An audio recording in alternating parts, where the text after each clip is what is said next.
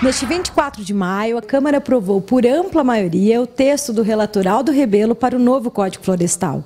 Agora, o projeto segue para o Senado.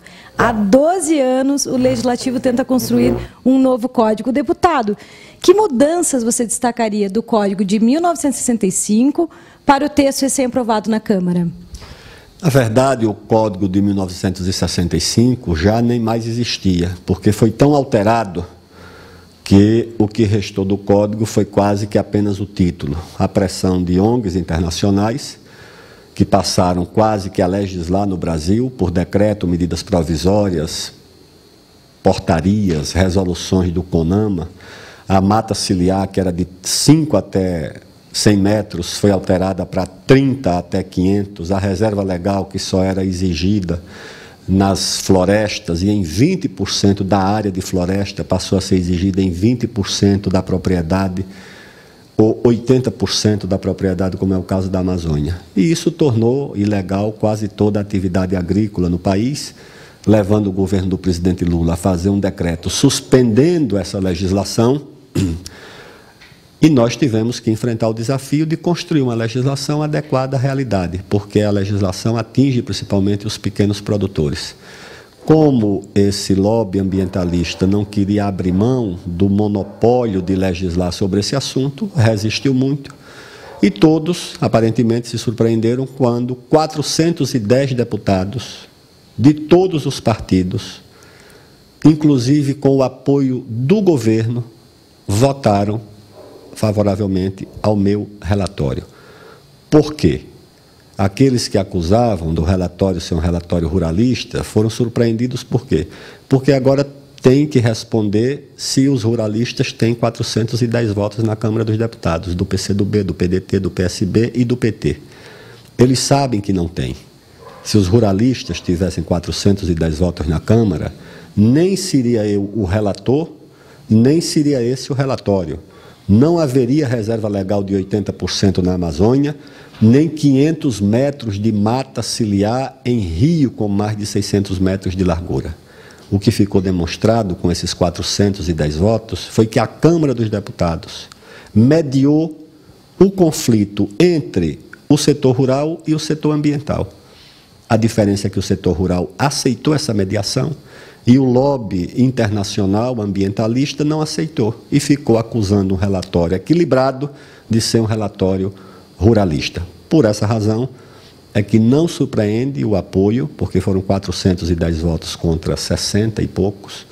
Na votação da urgência do Código Florestal já tinha sido demonstrado esse apoio, porque foram 399 votos favoráveis e apenas 18 contrários. O que muda para o Brasil com a aprovação desse relatório?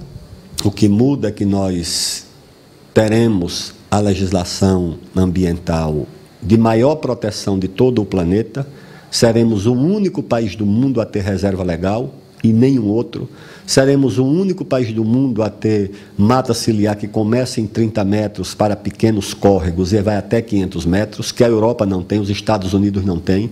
Qualquer jovem, qualquer pessoa pode encontrar naquele programa do Google e seguir a Caia, o rio Mississippi, o Danúbio, o Reno, o Sena, e vai ver o que é que tem de mata ciliar nesses rios. Mata ciliar de uva, de repolho, de couve-flor, de beterraba, de soja e reserva legal, aonde tem. Aliás, é difícil você encontrar mata nativa na Europa. Enquanto nós temos 60% do nosso país coberto de vegetação nativa, de florestas, de campos gerais, de caatinga, de cerrado, os europeus e os americanos têm perto de zero de vegetação nativa. Então, nós continuaremos a ter esse patrimônio natural, mas teremos também a nossa agricultura legalizada, o que o lobby dos agricultores americanos e europeus não querem, porque concorrem diretamente com a agricultura brasileira. O que esteve em debate, e ainda está, não é se a mata ciliar do Brasil é 30 metros, ou 50, ou 100, ou se a reserva legal na Amazônia é 80% e 20%, porque esse debate não existe no mundo.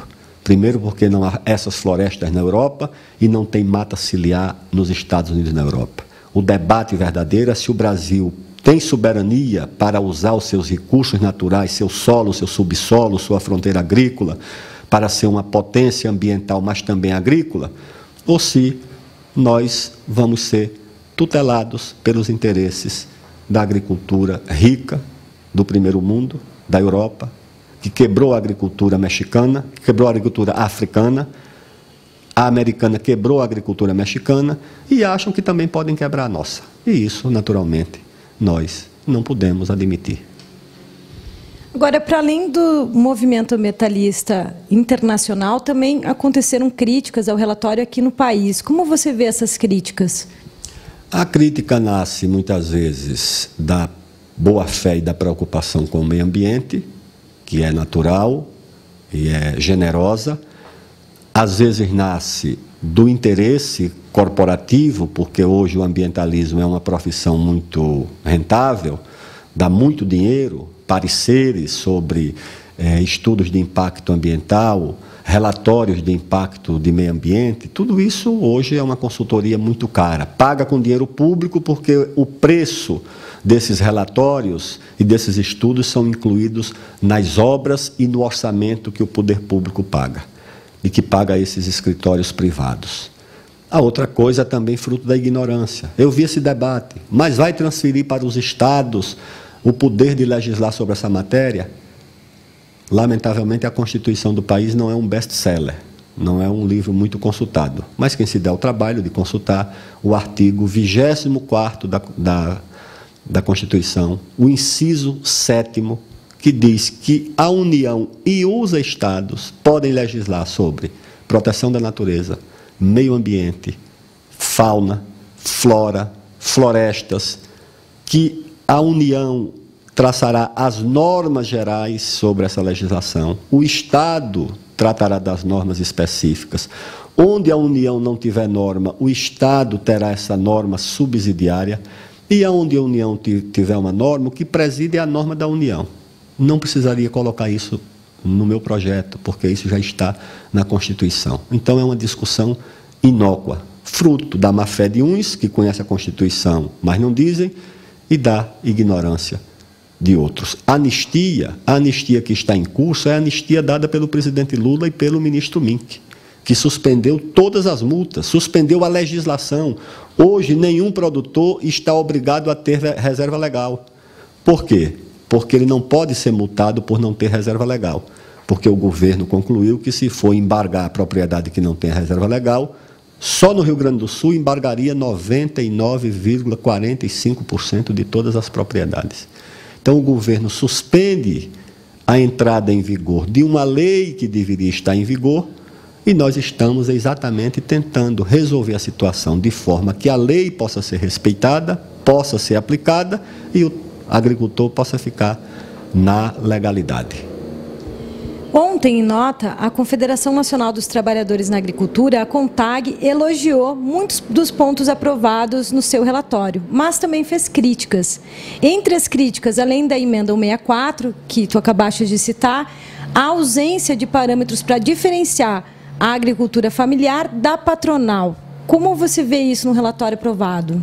Porque nós acolhemos as emendas da CONTAG não exatamente na forma que a CONTAG desejava. Ou seja, quando nós colocamos na lei que os pequenos agricultores, aqueles proprietários de até 4 módulos fiscais, não estão obrigados a arrancar lavoura para plantar mata, toda a agricultura familiar está incluída aí, sem exceção. O problema é que não está só a agricultura familiar, porque a agricultura familiar, no conceito legal, exige um corte pela renda da propriedade e um outro corte que é a do trabalho assalariado. E nós temos, no sul do país, principalmente Rio Grande do Sul, Santa Catarina e Paraná, um grande contingente de pequenos proprietários que não são agricultores familiares, porque muitas vezes têm uma renda um pouco acima, não tem o PRONAF, mas que têm uma renda média de 1 a 2 salários mínimos por mês, e que nós não poderíamos prejudicá-los, porque eles não são grandes, nem são familiares. A CONTAG queria exatamente o conceito puro de agricultura familiar. Nós estendemos na Amazônia, conforme a CONTAG queria, que nos municípios onde mais de 50% da área já é reserva natural, terra indígena, parque, unidade de conservação, a reserva legal seria reduzida para 50%. A CONTAG queria 30%. Nós asseguramos que na Amazônia, os proprietários de até 4 módulos, que são proprietários com áreas maiores do que no Sul e no Sudeste, também tivessem benefício da mesma lei. Então, nós não tínhamos como fazer duas legislações para a questão florestal. Uma para a agricultura familiar e outra para o pequeno proprietário. Nós procuramos fazer isso conjuntamente e, naturalmente, a CONTAG preferiria que fosse feita exclusivamente para a agricultura familiar. Agora o projeto, então, segue para o Senado. Qual a sua expectativa? Que seja aprovado no Senado. O Senado, se puder aperfeiçoar, aperfeiçoe, mas acho que a Câmara, ao oferecer 410 votos de todos os partidos, com exceção do PSOL e do PV, já mostra que o projeto tem sustentação, tem força e tem capacidade de se defender no Senado e sofrer alguma alteração que melhore, porque é natural que as coisas sempre possam ser aperfeiçoadas. No dia da votação do projeto, a sua declaração foi: eu quero que esse projeto seja aprovado porque eu não aguento mais amarrar e desamarrar esse fecho de lei e colocá-lo nas costas. Qual é a sensação agora do projeto aprovado? É dever cumprido? É quando você se desincumbe de uma tarefa difícil, às vezes até penosa, porque foram muitas viagens pelo interior do Brasil, desde a fronteira sul, lá no Rio Grande, até a fronteira com a Venezuela, lá no estado de Roraima. Eu não fui apenas às capitais, eu fui ao interior, subi a Serra do Tepequém, lá na fronteira com a Venezuela e a Guiana, para verificar lá uma área onde as pessoas estavam enfrentando dificuldades com a questão ambiental. Fui lá no interior do Mato Grosso, lá em Novo Progresso, no Pará, lá no semiárido do Nordeste, na região de Petrolina. Fui a Corumbá, lá na região do Pantanal. Eu percorri o Brasil inteiro, desci a caia do rio Purus de barco para me reunir com as comunidades ribeirinhas, comunidades de 30 famílias, de 20 famílias, religiões que sobrevivem ali daquela cultura da floresta, como o Santo Daime. Fiz oração, inclusive, na igreja do Santo Daime, lá na comunidade de São Sebastião, no Rio Purus. Então, eu andei pelo interior de São Paulo, de Minas, né, cumprindo o meu dever de conhecer a realidade do país. Conversei com dezenas de pesquisadores da Embrapa, pesquisadores de universidades, da Federal de Viçosa, de Lavras, do Pará, de Santa Maria. Então, eu acho que isso... As negociações difíceis também com os ambientalistas, com os agricultores, cada um querendo legitimamente que as suas ideias prevalecessem, né? E é como você amarrar e desamarrar um feixe de lenha e sair com ele ali até uma hora em que você quer entregá-lo no destino final. Então, eu acho que isso é o sentimento de se desincumbir de uma tarefa difícil, mas que eu abracei porque achava que era importante para o Brasil, para a população.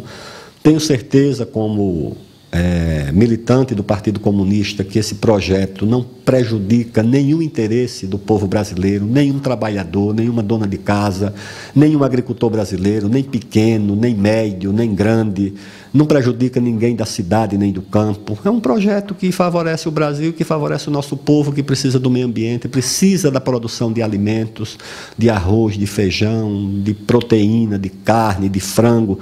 Tudo isso é bom para o povo. Agora, eu sei que contraria interesses externos, que tem muita influência no Brasil, tem influência na mídia, tem influência nessas ONGs, em setores desinformados da nossa classe média, mas eu não poderia deixar de defender o que eu achava justo por contrariar esses interesses. Eu sou legislador do Brasil. Os legisladores europeus defendem os agricultores europeus, o americano defende o americano. Eu não poderia defender um produtor de soja americano para prejudicar um brasileiro. Esse serviço, se querem que alguém faça, eu não sou a pessoa indicada. Tá certo, muito obrigada, deputado.